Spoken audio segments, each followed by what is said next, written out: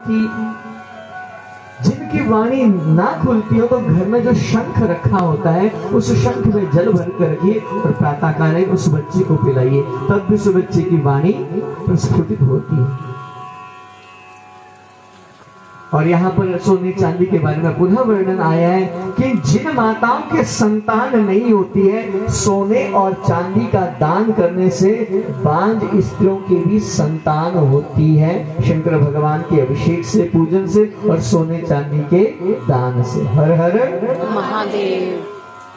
इस प्रकार दान की महिमा का बड़े विस्तार से वर्णन किया गया है। सुनो, उसके बाद पंचाक्षर मंत्र की महिमा का वर्णन है। पंचाक्षर मंत्र है नमः शिवाय। क्या मंत्र है? और इसके आगे जब ओम लगा दिया जाता है तो मंत्र बन जाता है षडाक्षर, 6 अक्षर वाला। और नमः शिवाय है 5 अक्षर का, ओम लगा दे तो 6 अक्षरों का बन जाता है षडाक्षर। कुछ विद्वान इसको ही पंचाक्षर मानते हैं, लेकिन यहां वर्णन किया गया है कि ये नमः शिवाय जो पंचाक्षर मंत्र है और इसको प्रणव के साथ इसको जपना है, किसको नहीं जपना है। देखो, इस पंचाक्षर मंत्र को अगर गुरु से प्राप्त हो तो इसका प्रभाव बहुत ज्यादा बढ़ जाता है। प्रणव प्रारंभ है, प्रणव का मतलब ओम। प्रणव प्रपंच नहीं है जिसमें, उसका नाम है प्रणव। और सज्जनों, ब्राह्मणों के लिए कहा गया कि गुरु से अगर मंत्र प्राप्त हो तो गुरु दीक्षा में जो गुरु है तो वो मंत्र दे ओम नमः शिवाय। क्या मंत्र है? ओम नमः शिवाय। और जो क्षत्रिय हैं, क्षत्रियों के लिए कहा गया है कि उनको ओम शिवाय नमः ऐसा विधान है। ओम शिवाय नमः। और अन्यों के लिए वर्णन किया गया है शिवाय नमः। सबके लिए मंत्र की विधि अलग अलग है सजन। और कहा कि इस मंत्र में चतुर्थी विभक्ति का प्रयोग हो। उसमें चतुर्थी विभक्ति का प्रयोग का मतलब है नमः। चाहे ब्राह्मण जपे, चाहे जला दिया था तो जिंदा कैसे बच गई? तुझे तो मैं जला चुका था। कहा जिनके लिए आपने मुझे जलाया उन्होंने मुझे जिला दिया, उन्होंने मुझे अर्थात जिंदा कर दिया। उसी समय मूर्ति में से देवादिदेव भोलेनाथ प्रकट हो गए। बोल गौरी शंकर भगवान की नमः। पार्वती पते महादेव। मूर्ति में से देवादिदेव भोलेनाथ प्रकट हो गए। भोलेनाथ ने कहा कि मैंने तुम्हारी परीक्षा ली, बहुत कठोर परीक्षा ली, इसीलिए मैंने इतनी बारिश करवाई, सारी भस्म मैंने बहा दी। मैंने सोचा कि तुम कैसे अपने नियम को पूरा करोगे, लेकिन तुमने भी अपने नियम को पूरा करने में कोई कसर नहीं छोड़ी और तुम्हारी पत्नी ने सहयोग दिया। तुम्हारे इस निर्मल अंतःकरण के कारण ही मैं प्रसन्न हुआ। तुम में अभिमान नहीं था, तड़प थी। उस तड़प को देखकर मैं समझ गया कि तुम नियम नहीं तोड़ सकते, इसलिए मैंने तुम्हारी पत्नी के जलाने का ये बहाना बनाया और मैंने तुम्हारी पत्नी और तुम पर आज कृपा की है। बोल गौरी शंकर भगवान की नमः। पार्वती पते महादेव। इस प्रकार भस्म की महिमा का वर्णन है। शंकर भगवान को भस्म चढ़ती है। भस्म के अनेकों प्रकार है। हर हर सजनों, जो घर के भीतर चूल्हा जो होता है, चूल्हा जलाया जाता है, उसको जलाने से जो भस्म होती है, उस भस्म को स्वल्प भस्म कहा जाता है। उस भस्म से बर्तन इत्यादि साफ होते हैं, उसको साधारण भस्म कहा गया। दूसरी भस्म है गैया के गोबर को। गैया जब गोबर करती है, भस्म बनाने का तरीका बताया। गैया जब गोबर करते हैं, उसको एक तांबे का पात्र होता है, तांबे के पात्र में उस गोबर को थाम ले, उसको सुखाएं और उसको फिर उस गोबर के कंडे को जलाएं। वो भस्म, उस भस्म को धारण करना चाहिए। या फिर एक होती है महाभस्म। महाभस्म है जब पूजा होती है, पूजा के समय में मंत्रों से जब हवन होता है, उस हवन में बिल्व वृक्ष की जो लकड़ी होती है, उन समिधाओं से हवन होता है, तो वो शिव मंत्रों से हवन होता है, उस भस्म को महाभस्म कहा जाता है। हर हर इस भस्म को कहा जाता है महाभस्म। और दिवा वा यदि वा रात्रो नारी वाथम रोपि वा पूजातम सजलम भस्म त्रिपुंडे एव धारये। कई लोग कहते हैं कि स्त्रियों को भस्म धारण नहीं करनी चाहिए। शिव पुराण को कहता है धारण करनी चाहिए। कोई भी हो, सब कोई, हर कोई भस्म धारण कर सकता है। दिवा वा यदि वा रात्रो नारी वाथम रोपि वा, चाहे दिन हो या रात हो, किसी भी समय भस्म को धारण किया जा सकता है, चाहे वो पुरुष हो या स्त्री हो। तो यहाँ तक, इसमें तो यहाँ तक वर्णन आया है, जो शिव जी का भक्त है और अपने मस्तक पर भस्म धारण करता है, तो ऐसा व्यक्ति को अगर अंतिम समय आ जाए तो उस भस्म को देकर यम के दूत उसको यम दूत ले जाने का सामर्थ्य नहीं रख पाते हैं। हर हर सुनो, कुत्ते दो प्रकार के होते हैं। एक होते हैं पालतू और दूसरे फालतू, जो गांव में घूमते हैं। पालतू कुत्ते का संरक्षण होता है, हर कोई उसको पत्थर नहीं मारता, डंडा नहीं मारता, पता है फलाने का, और गले में पट्टा है फलाने व्यक्ति का है। और जो फालतू होता है ना, उसको हर कोई निशाना बनाता है, और खासकर बच्चे। हाँ, जो फालतू होते हैं उनको हर कोई, और जो पालतू होते हैं उनको देखकर। उसी प्रकार सज्जनों, जो शंकर भगवान के भक्त होते हैं, अगर मस्तक पर भस्म है तो यम के दूत भी हाथ लगाने में डरते हैं। इसलिए शिव भक्तों के लिए भस्म का महत्व बहुत ज्यादा बताया गया है। अगर गले में रुद्राक्ष की माला हो, उसका भी बहुत ज्यादा महत्व बताया गया है।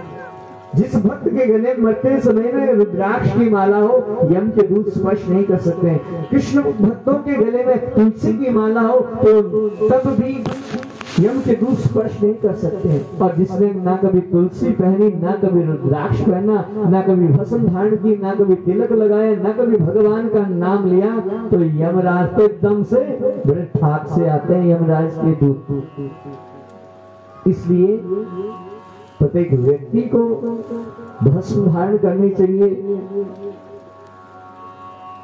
तुलसी की माला या रुद्राक्ष की माला धारण करनी चाहिए। यहाँ तो यहाँ तक वर्णन आया है कि ऐसे भक्त को कभी सूतक और पातक नहीं लगता है, जो शिव जी का भक्त होता है और इन नियमों से वो व्यक्त रहता है। लेकिन लौकिक व्यवहार में ये व्यवहार नहीं चलता है। ये नियम लागू होता है, वो भी किसके लिए? संतों के लिए, विरक्तों के लिए, सन्यासियों के लिए। लेकिन गृहस्थों को थोड़ा नियम इनका थोड़ा अलग होता है। हर हर। और आगे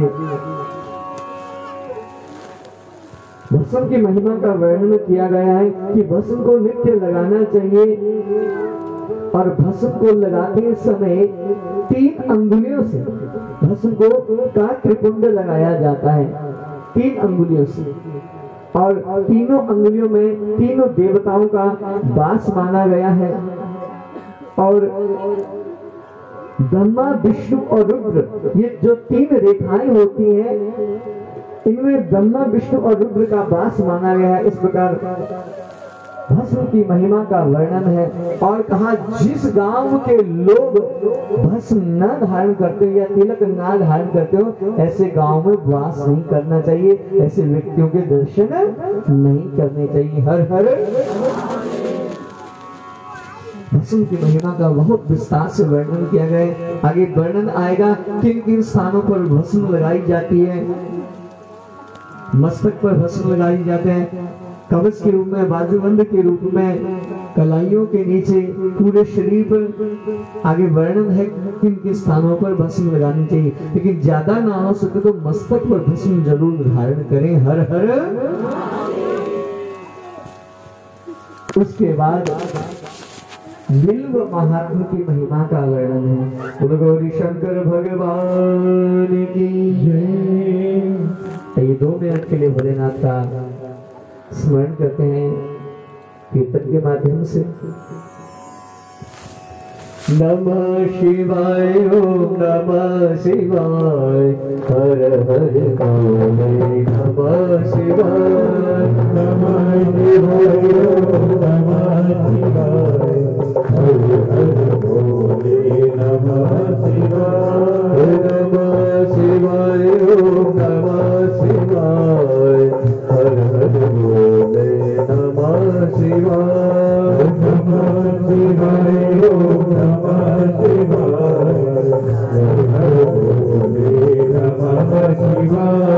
नमः शिवाय, ओम नमः शिवाय, हर हर भोले नमः शिवाय, नमः शिवाय, ओम नमः शिवाय, हर हर भोले नमः शिवाय, नमः शिवाय, ओम नमः शिवाय, हर हर भोले नमः शिवाय, नमः शिवाय, ओम नमः शिवाय, हर हर भोले नमः शिवाय, नमः शिवाय, ओम नमः शिवाय, हर हर भोले नमः शिवाय, नमः शिवाय, ओम नमः शिवाय, हर हर भोले नमः शिवाय, नमः शिवाय, ओम नमः शिवाय, हर हर भोले नमः शिवाय, नमः शिवाय, ओम नमः शिवाय, हर हर भोले नमः शिवाय, नमः शिवाय, ओम नमः शिवाय, हर हर भोले नमः शिवाय, नमः शिवाय, ओम नमः शिवाय, हर हर भोले नमः शिवाय, नमः शिवाय, ओम नमः शिवाय, हर हर भोले नमः शिवाय, हर हर भोले नमः शिवाय, हर हर भोले नमः शिवाय। गौरी शंकर भगवान की जय। नमः पार्वती पते हर महादेव। उसके आगे बिल्व महात्मा का वर्णन किया गया है, शिव नैवेद्य का वर्णन किया गया है। नैवेद्य भोग, शिव जी का भोग, शिव जी को लगाया हुआ भोग ग्रहण करने के कौन अधिकारी है कौन नहीं, इसका वर्णन किया गया। हर हर अग्राह्यं शिव नैवेद्यं इति पूर्वं श्रुतं वचा ब्रूहि तन्निर्णयं बिल्वा महात्म्यमभिसन्मुने अग्राह्यं शिव नैवेद्यम इति पूर्वं श्रुतं वचः। हमने सुना है कि शिव जी पर चढ़ा हुआ नैवेद्य हर कोई नहीं ले सकता। शिव जी के स्नान का जल हर कोई पी नहीं सकता। हम जानना चाहते हैं इसमें वास्तविकता क्या है, सत्यता क्या है। तब कहा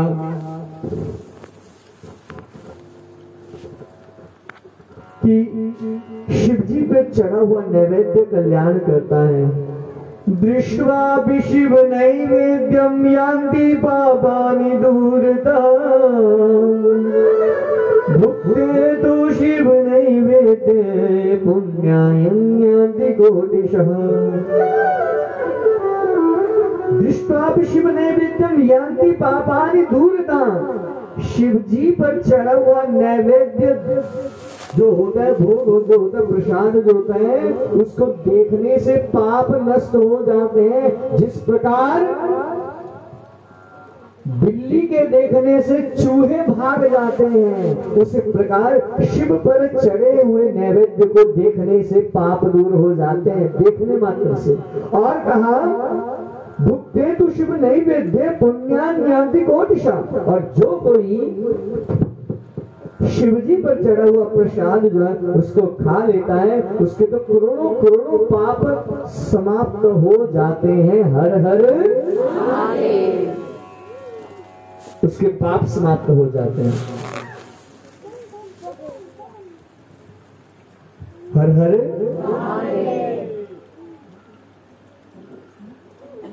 गौरी शंकर भगवान की जय। कहा आगतम शिव नैवेद्यं नृत्वा शीर्षा मुदा भक्षणीयं प्रयत्नेन शिव स्मरण पूरकम। शिव जी के मंदिर से जो प्रसाद मिलता है उसको प्रयत्न पूर्वक ग्रहण करना चाहिए। लेकिन एक बात इसमें विशेष है कि शिव जी की जो मूर्ति होती है, मूर्ति के बिल्कुल ठीक ऊपर का जो भाग होता है उस पर कोई नैवेद्य चढ़ा दिया जाए, ऊपर बिल्कुल ऊपर, उसको खाने का अधिकार हर किसी को नहीं है। इस बात का ध्यान रखें, उसका अधिकार हर किसी को नहीं है। उसका अधिकार उसी को है जिस व्यक्ति ने शिव मंत्र की दीक्षा ली हो। जैसे कोई नारायण मंत्र की दीक्षा लेते हैं, कोई शिव मंत्र की दीक्षा लेते हैं, कोई शाक्त शक्ति के मंत्र की दीक्षा लेते हैं, कोई गणपति के मंत्र की दीक्षा लेते हैं। जिसने शिव जी के मंत्र की दीक्षा ली हो वो व्यक्ति शिव जी के ऊपर चढ़ा हुआ भी ग्रहण कर सकता है। लेकिन अन्य कोई दूसरा है जो शिव जी का भक्त तो है, अन्य देवताओं को मानता है, साथ में शिव जी को भी मानता है, उसको ये अधिकार नहीं है कि वो ऊपर चढ़ा हुआ ले सके। हाँ, शिव जी के पास में चढ़ा हुआ अगल में बगल में दाहिने बाएं या जो भोग सामने से भगवान को लगा दिया जाता है उस भोग को हम ग्रहण कर सकते हैं। हर हर महादेव। शिव जी के मंदिर में सामने चढ़ा हुआ है उसको ग्रहण कर सकते हैं, पास में चढ़ा हुआ अगल बगल में उसको भी ग्रहण कर सकते हैं, बिल्कुल जो ठीक ऊपरी भाग में है उसको ग्रहण नहीं कर सकते। और कहा कि आगतम शिव नैवेद्यम अन्यथा ग्राह्य नृत्य भी विलंबे पाप संबंधो भवत्येहि मानवः। आगतम शिव नैवेद्यम, जिसको शिव जी का प्रसाद प्राप्त हो जाता है, विलंबम, और जो उसको ग्रहण करने में विलंब करता है, हर हर महादेव, उसको बहुत बड़ा अपराध कहा गया है। कई बार क्या होता है, मंदिर से प्रसाद मिला, ले ले खा लेंगे, ले लेते विलंब करता है। कई क्या करते हैं, घर से प्रसाद ले आएंगे और रख देंगे अलमारी में, फ्रिज पर, टेबल पर, तो उस प्रसाद का अपमान हो जाता है। यहाँ पर वर्णन किया गया आगतम शिव नैवेद्यम अन्यथा ग्राह्य मित्र भी, मैं ले लूंगा फिर ले लूंगा, या नहीं लेता है, विलंबे या प्रसाद लेने में विलंब करता है, पाप संबंधो भवत्येव ही मानवा, उस व्यक्ति को पाप लगता है। इसलिए प्रसाद मिले तो उससे उसी समय लेना चाहिए और हो सके तो उसी समय उसको ग्रहण करना चाहिए। थोड़ा सा ले ले, बाकी थोड़ा अपने घर को ले जाए।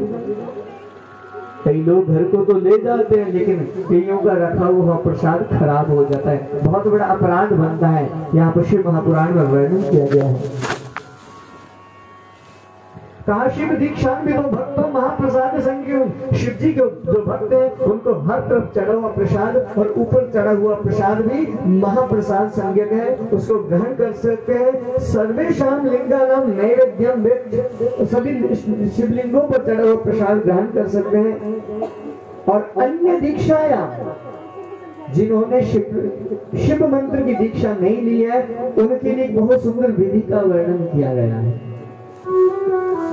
आपने देखा कि मंदिर में किसी ने आपको शिव जी के ऊपर का चढ़ा हुआ प्रसाद दे दिया, पंडित जी ने ऊपर का चढ़ा हुआ प्रसाद दे दिया, तो प्रसाद को मना तो कर नहीं सकते और ऊपर चढ़ा खा भी नहीं सकते। तो उसके लिए शास्त्र में विधान बताया है, शालिग्राम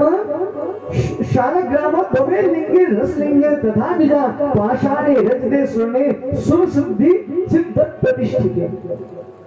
कहा ऐसे अगर आपको प्रसाद मिल जाता हो तो उस प्रसाद को आप शालिग्राम भगवान से स्पर्श कराइए। शालिग्राम प्रसाद भगवान से स्पर्श कराने मात्र से आप ऊपर चढ़ा हुआ प्रसाद भी ग्रहण करने के योग्य हो जाते हैं। शालिग्राम, या फिर आपने घर में शालिग्राम भगवान रखे और शिवलिंग, उसमें अभिषेक किया जाता है। अगर कहीं मंदिर में हो तो कई जहां पर निषेध है वहां का चरणोदक जो है वो आंखों में लगाया जाता है और उसको सिर पर धारण किया जाता है, कपाल पर, और जिनका ग्राह्य है उसको पिया भी जाता है। किस किस का ग्राह्य अभी वर्णन आए। और कहा आपने घर में शालिग्राम और शिवलिंग दोनों का अभिषेक इकट्ठा किया है, एक ही प्लेट या थाली में किया, तो आप उन शिवलिंग का चरणोदक भी ग्रहण कर सकते हैं, क्योंकि साथ में शालिग्राम भगवान है। इसलिए शालिग्राम के स्पर्शता प्रसाद जल, और कहा रसलिंग, और कहा पाषाण लिंग, और कहा रजत लिंग। रजत लिंग अर्थात सोने के बने हुए शिवलिंग। कल वर्णन किया था ना, कल शाम को पूछ रहे थे कौन से शिवलिंग के बारे में पूछ रहे थे, स्फटिक, विद्या की प्राप्ति की स्फटिक के शिवलिंग का पूजन करना चाहिए। हर हर रजत लिंग चांदी के बने हुए, सुवर्ण लिंग सोने के बने हुए शिवलिंग देवताओं के द्वारा प्रतिष्ठित जो है,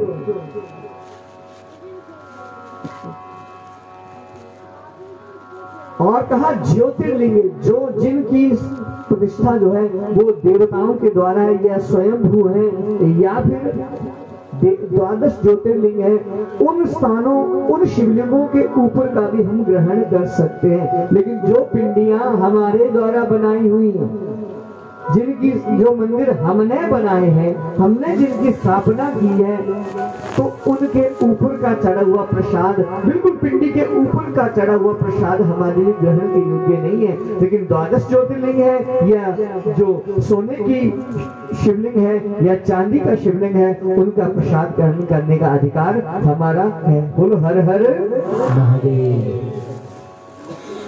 क्योंकि वो स्वयं और जो हमने स्थापित किए होते हैं, उन शिवलिंग की मूर्ति के ऊपर का जो भाग होता है वो भाग होता है चंडा देवी का। शिव जी के एक गण है जिनका नाम है चंड। क्या नाम है? चंड।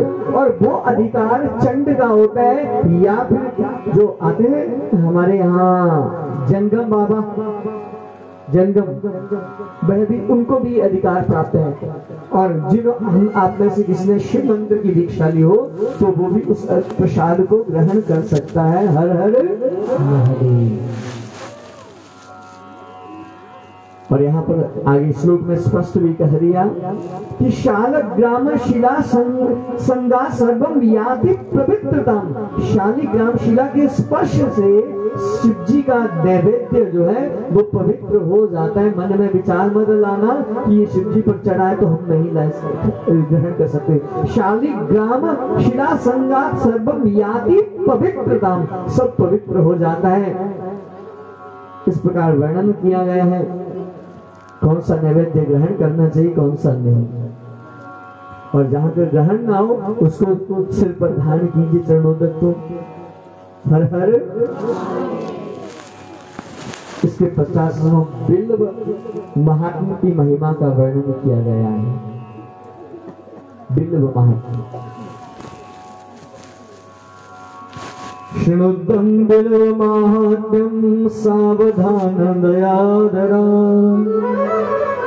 महादेव स्वरूपोऽयं बिल्वो देवैरपि स्तुतः। कहा बिल्व शुद्धम बिल्व महात्म्यम सावधानतया आदरा। बिल्व महात्म का श्रवण कीजिए सावधान पूर्वक और आदर पूर्वक।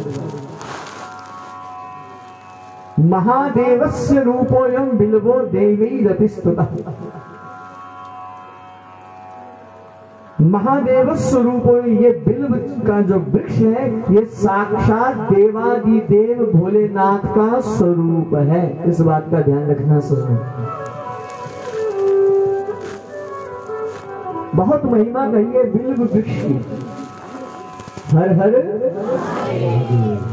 जिस प्रकार नारायण की आराधना में तुलसी की महिमा है, आंवले की महिमा है, उसी प्रकार शंकर भगवान की आराधना में बिल्व वृक्ष की महिमा है। वसंती पुण्यानि यावन्ति लोकेषु प्रतिसत्यानि तानि सर्वाणि तीर्थानि बिल्वमूले वसन्ति। कहा इस पृथ्वी पर जितने भी तीर्थ हैं, आप जानते हैं कितने तीर्थ हैं इस पृथ्वी पर? शिव महापुराण में वर्णन आया है इस पृथ्वी पर 36 करोड़ तीर्थ हैं। कितने तीर्थ हैं? 36 करोड़। और कहते हैं कि सर्वाणि सर्वाणि तीर्थानि बिल्वमूले वसन्ति। वो सारे के सारे तीर्थ जो है बिल्व के मूल में वास करते हैं, बिल्व वृक्ष की जड़ में। और एक बात और बहुत सुंदर कही, बिल्वमूले महादेवम लिंग रूपिण मग्नम। और महादेव जो है वो बिल्व वृक्ष की जड़ में नित्य वास करते हैं। इस बात का ध्यान रखना।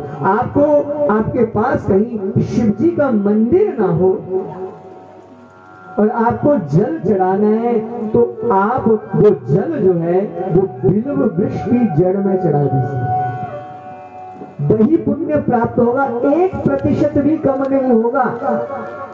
वही पुण्य प्राप्त होगा जो शिवलिंग के ऊपर जल चढ़ाने का है, वही पुण्य है बिल्व वृक्ष के जड़ में जल चढ़ाने। साक्षात शिव महापुराण कहता है बिल्वमूले महादेवम लिंग रूपिण भक्त्यम यह पूजयति पुण्यात्मा स शिवम प्राप्नुयात्।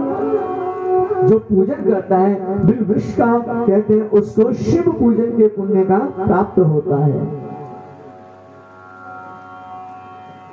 हर हर। बिल्व वृक्ष की महिमा का बहुत ज्यादा वर्णन है। सभी पद्म पुराण में वर्णन आया है कि जब कोई व्यक्ति मर जाता है तो उस व्यक्ति की जब शव यात्रा चलती है तो तो वो शव यात्रा अगर किसी बिल वृक्ष के नीचे से होकर जाती है तो वो व्यक्ति मुक्त हो जाता है, प्रेत उसको छू नहीं सकते हैं, वो उसकी जो अगली योनि है वो अच्छे स्थान पर उसे प्राप्त होती है। इतनी महिमा है। हो सकता है इसी कारण हमारे जब कोई व्यक्ति मरता है तो उसमें कौन कौन सी समिधाओं का प्रयोग होता है? विशेष रूप से चंदन और बिल्व और आंवला, ये तीनों पवित्र हैं सचमुच। हो सकता है शिव पुराण के कारण ही हमारे बुजुर्गों ने इस परंपरा को चलाया हो, क्योंकि ये अत्यंत पवित्र है। इसलिए जब व्यक्ति मरता है ना तो 3 प्रकार की ये समिधाएं, प्रत्येक प्राणी जो वहां गया होता है ना तो उस समय चिता में 3 प्रकार की ये समिधाएं चाहे छोटी ही सही उठाता है और उस चिता की अग्नि में डालता है ताकि जीव की सदगति हो जाए, कल्याण हो जाए। यहाँ तक वर्णन आया है कि जिस स्थान पर बिल्व के वृक्ष होते हैं उस स्थान पर सांप इत्यादि नहीं आते। और बिल्व वृक्ष ही ऐसा वृक्ष है जिस वृक्ष को वैसे तो वास्तु के अनुसार घर के सामने आंगन इत्यादि में कांटेदार वृक्ष का निषेध कहा गया है, लेकिन आप घर के आंगन में या किसी गमले में भी बिल्व के वृक्ष को लगा सकते हैं। केवल यही एक ऐसा वृक्ष है कांटेदार जिसको आप लगा सकते हैं। क्यों? क्योंकि इसमें शंकर भगवान का नित्य वास कहा गया है। प्रेत इत्यादि वहां पर नहीं आते हैं। अरे जब भगवती का तंत्र विधि से जब अनुष्ठान होता है तो दुर्गा सप्तशती की जब आहुतियां बढ़ती है ना तो बिना बिलगिरी की समिधा से, बिना बिलगिरी से वो हवन अधूरा माना जाता है। पर हमारे घर में भी जब हवन होता है तो हम बिलगिरी इकट्ठी करते हैं। और एक बात का ध्यान रखेंगे, बिल्व जो वृक्ष है उसका जो फल है उसको जब सुखाया जाता है उसके बीज से जो गिरी निकलती है उससे हवन करने से लक्ष्मी की विशेष कृपा होती है। हर हर विशेष कृपा, वैसे तो कृपा लेकिन विशेष कृपा की प्राप्ति के लिए बिल वृक्ष के फल के बीज का जो भाव है उससे हवन करें या वृक्ष या फल से पूरे से ही हवन कर दे तो विशेष कृपा होती है लक्ष्मी। और महाभस्म जब बनाई जाती है शिव जी के अभिषेक के लिए उस समय भी ये अश्वत्थ पीपल के वृक्ष की भस्म या फिर बिल्व वृक्ष की भस्म विशेष रूप से वर्णन किया गया है शिव महापुराण में। हर हर बहुत ज्यादा महत्व है इस बिल्व वृक्ष का। और आरोग्यता में भी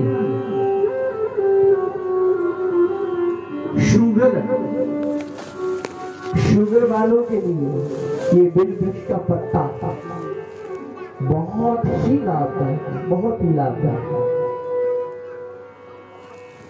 और ये जो फल है बिल्व का, इसका जो गोदा होता है बीज का, जिस व्यक्ति को बहुत गर्मी इत्यादि हो जाती है ना तो इसका जूस दिया जाता है, बहुत उपयोगी है।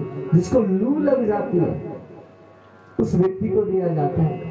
अनेकों रोगों के लिए भी ये बिल्व वृक्ष का पत्र और बिल्व का फल अत्यंत उपयोगी है। हर हर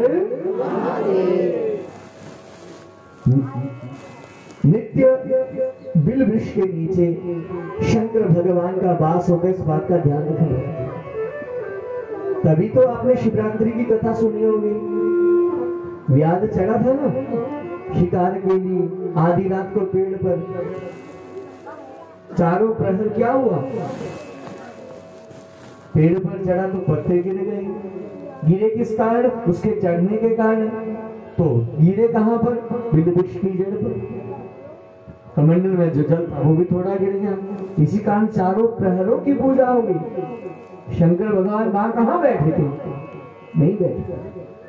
लेकिन ये महिमा है बिल वृक्ष की कि इसकी जड़ों में शिव जी का वास होता है। प्रत्यक्ष महापुराण के इस विद्येश्वरी संहिता में इसका वर्णन आया है।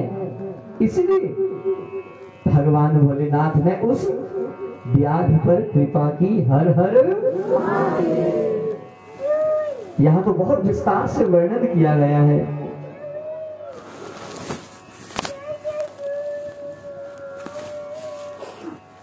कहा बिल मूले शिवरतम बोधयेतु यस्तु भक्तितः। कोई व्यक्ति किसी ब्राह्मण को, हर हर, बड़े ध्यान से सुनो, कोई व्यक्ति किसी ब्राह्मण को श्रद्धा पूर्वक एक बहुत बढ़िया तरीके से बिल वृक्ष के नीचे बढ़िया से भोजन करा दे, तो एक ब्राह्मण को भोजन कराने का फल बताया गया है। एकम वा कोटि गुणितम तस्य पुण्यम प्रजायते। एक ब्राह्मण को भोजन कराने का पुण्य है 1 करोड़ ब्राह्मणों को भोजन कराने का। इतना महत्व है इस बिल वृक्ष के नीचे ब्राह्मण को भोजन कराने का। बिल वृक्ष के नीचे मंत्रों की सिद्धि हो जाती है। मंत्र बहुत जल्दी सिद्ध हो जाते हैं बिल वृक्ष के नीचे मंत्र जप करने से। हर हर,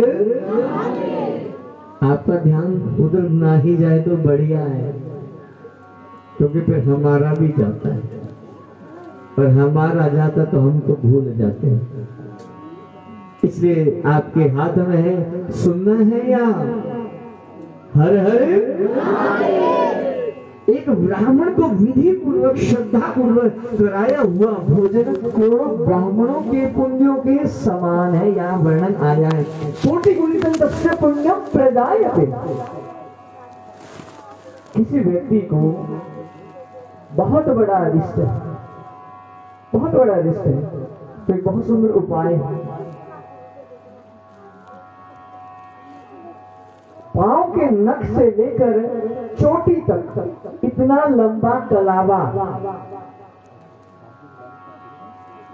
जितनी लंबाई, इतना लंबा कलावा, कलावा अर्थात डोरी, मौली, इतना लंबा कलावा उस व्यक्ति के नाप कर बिल वृक्ष में बांध दीजिए और फिर नीचे बैठकर थोड़ा भजन कीजिए। भगवान की कृपा से यहाँ तक वर्णन आया है तो उस व्यक्ति का मार केस भी थम जाता है। इतना प्रभाव है इस बिल वृक्ष का। हर हर, ये तो वृक्ष का था, फल का था और टहनियों का था, लकड़ी का था। अब बात आई बिल्व पत्र की। त्रिदलम त्रिगुणाकारम, बिलपत्र त्रिदलम, 3 दलों से युक्त होना चाहिए। और एक बात का ध्यान रखिए, बिलपत्र जब हम लाते हैं तो वो कटा नहीं होना चाहिए, छिद्र वाला नहीं होना चाहिए। कटा हुआ या छिद्र वाला बिलपत्र भगवान पर नहीं चढ़ते। और दूसरी बात, बिलपत्र अन्य जितने भी फल हैं, पुष्प हैं या पत्र हैं, वो चढ़ते हैं सीधे। बिल्वपत्र ही ऐसा है जो कि शंकर भगवान पर उल्टा चढ़ता है। इस बात का ध्यान रखना सीखो। बिल्वपत्र भगवान पर उल्टा चढ़ता है, अन्य बाकी पत्ते सब सीधे चढ़ते हैं। चाहे तुलसी का पत्र हो, चाहे वो आक का पत्र हो, चाहे वो भांग का पत्र हो या फिर कोई अन्य, लेकिन बिल पत्र ही उल्टा चढ़ता है। और बिल्व पत्र जब चढ़ाया जाता है तो उस समय बिना मंत्र के बिल्व पत्र ना चढ़ाए, नमः शिवाय बोलने से। और बिल पत्र जब चढ़ाते हैं तो पूरा नहीं चढ़ाना चाहिए, इस बात का ध्यान रखना। बिल पत्र की डंठल तोड़कर चढ़ाई जाती है।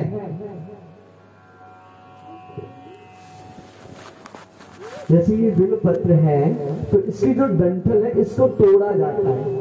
ये वाला भाग जो है जब हम चढ़ाते हैं तो वर्णन आता है कि ये वाला भाग जो है वो वज्र के समान लगता है भगवान को भारी। इसलिए इस बात का ध्यान रखिए, वज्र के समान इसका भार लगता है। तो ये जो आगे का भाग होता है, डंठल जो होती है, तो इसको ऐसे पकड़ के थोड़ा सा घुमाकर इसको तोड़ दिया जाता है और तोड़कर फिर उल्टा बिलपत्र भगवान को चढ़ाया जाता है।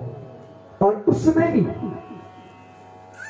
लक्ष्मी की प्राप्ति के लिए गोरोचन या फिर चंदन, उससे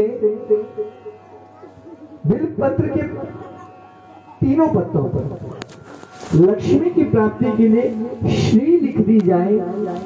तीनों पत्तों पर श्री श्री श्री लिखेंगे और श्री श्री लिखकर जब चढ़ा दिया जाएगा तो लक्ष्मी की प्राप्ति होती है। दूसरी बात,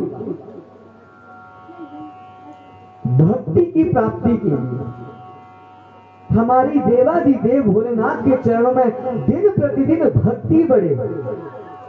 भक्ति की प्राप्ति के लिए बिलपत्र के पत्रों पर आप राम राम राम लिखकर चढ़ाइए, भगवान की कृपा से भक्ति बढ़ेगी। और सब प्रकार की कामनाओं की पूर्ति के लिए आप उस पर ओम नमः शिवाय लिखकर चढ़ाते हैं तो भगवान की बहुत कृपा होती है। ऐसे सीधा नहीं चढ़ाए, कभी भी जब चढ़ाए तो या चंदन लगा दे या राम राम लिख दे या श्री लिख दे, ये कुछ लिख नहीं सकते तो तिलक जरूर लगाए।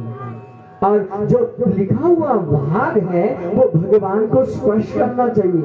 ऐसा नहीं यहाँ वहां फेंक दे, नहीं, चढ़ाइए, पत्ते पर पत्ता चढ़ाइए लेकिन भगवान के ऊपर। हर हर। और एक बिलपत्र चढ़ाने का बल काशी वास निवासी काल भैरव पूजनम, बहुत सुंदर वर्णन किया गया। काशी में वास करना और नित्य वहां पर काल भैरव का दर्शन करना, एक वर्ष तक काशी में वास करना और नित्य वहां से काल भैरव का दर्शन करना, एक साल तक इस नियम को करना। इस नियम को करने में जो पुण्य है वो पुण्य एक बिल्व पत्र शंकर भगवान पर श्रद्धा भाव से चढ़ाने का है। देखो, एक साल तक काशीवास और काल भैरव का दर्शन, वही पुण्य भाव से श्रद्धा से भगवान पर बिल्व पत्र अर्पण करने का है।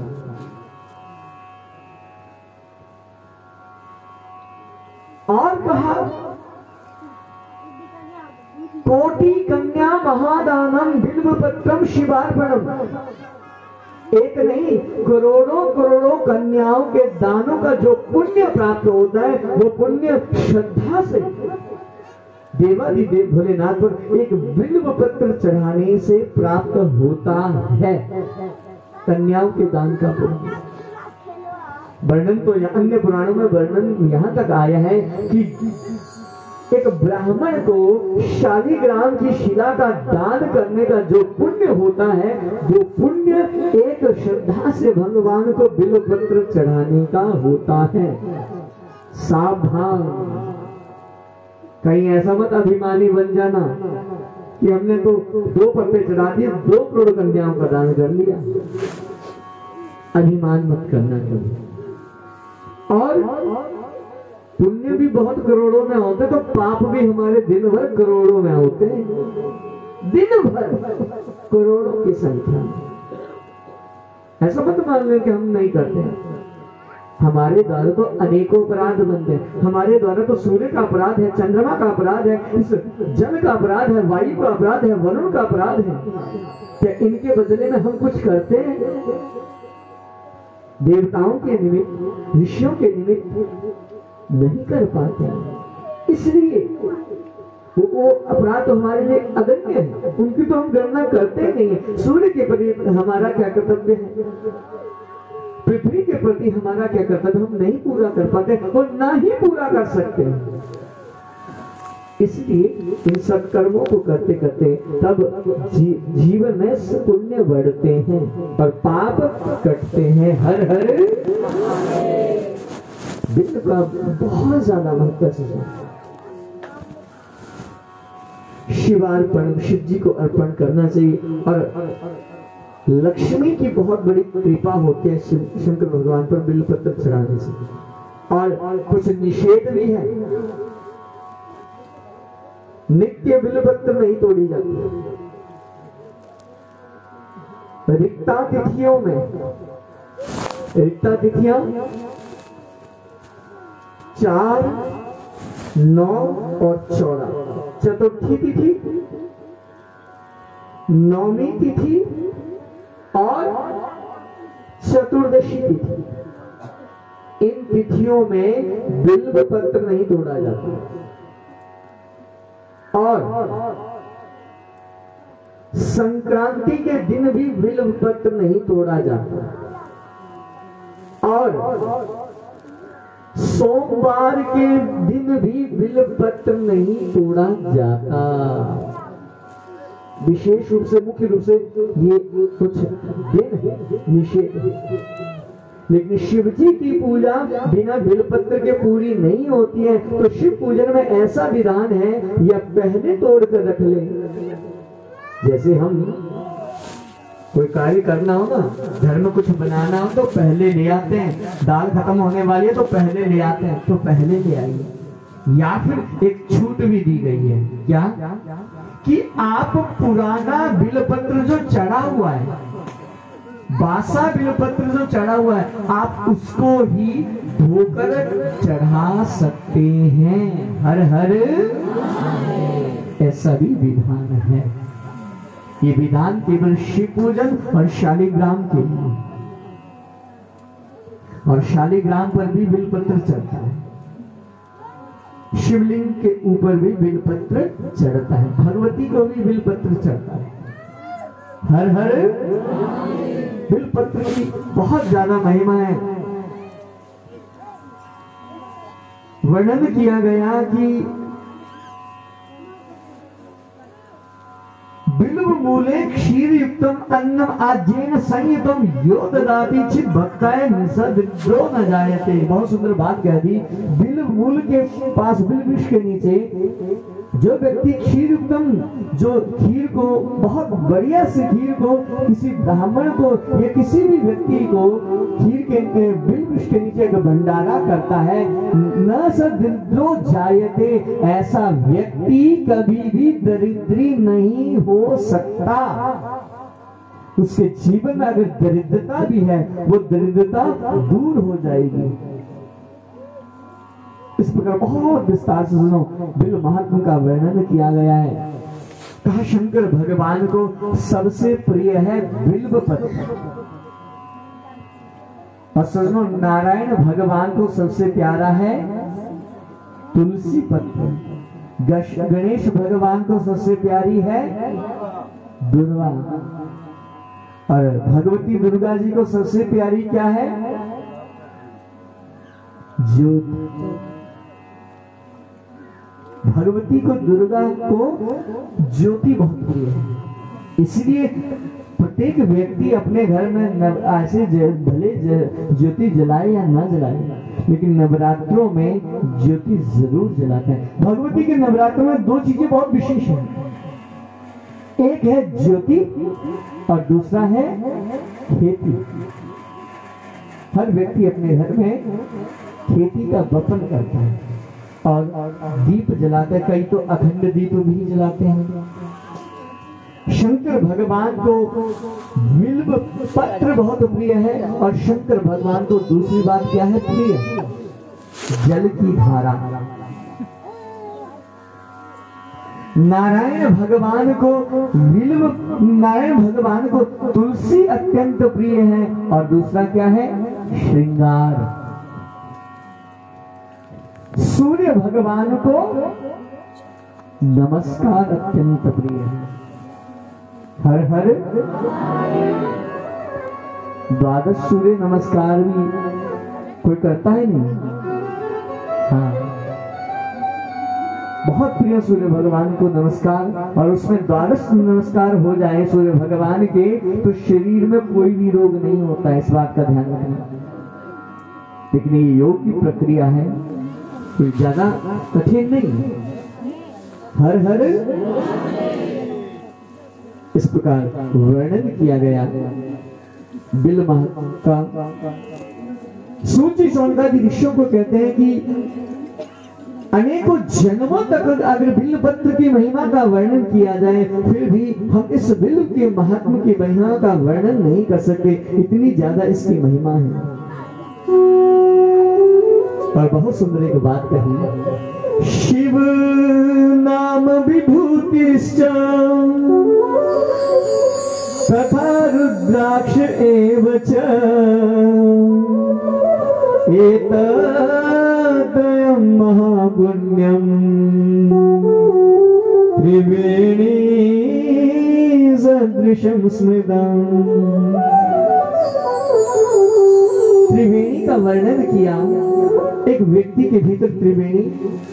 शिव नाम विभूतिश्च, जिस शिव जी के भक्त की जिह्वा पर शंकर भगवान का नाम हो, विभूतिश्च मस्तक पर तिलक हो और कंठ में